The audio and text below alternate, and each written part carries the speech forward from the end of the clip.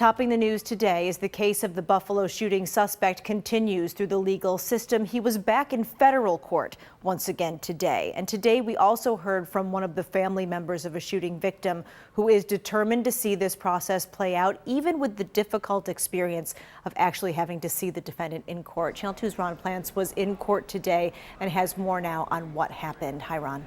Hi, Kate. Just as we've heard from his attorneys at the state level, the defendant in this case is once again, through his federal public defenders, presenting a non-guilty plea, as you pointed out, to the 27-count indictment, which a federal grand jury handed down last Thursday.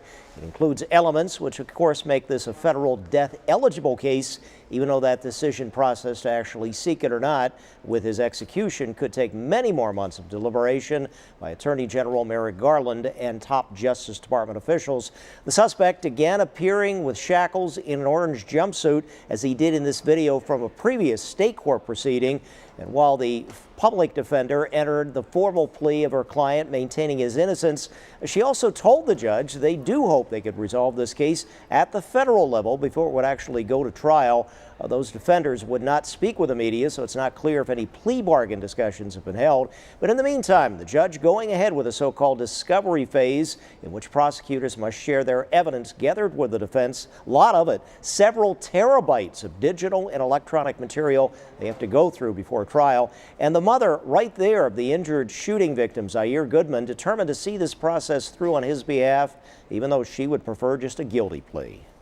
I get the law, I get the tactics and, how this is going to, play out as far as the defense goes. I get it. But for me, he's guilty. We all know he's guilty. We saw what he did. The world saw what he did. Everhart says her son is still recovering from his wounds as they all seek to cope. The judge today said he wants to see how the defense is doing in their review from the evidence that the prosecution is turning over, tons of it, with another December status report appearance going out to then. The suspect now back in the custody of the state. Here in the Information Center, Ron Plants, Channel 2 News. Ron, thank you for the update.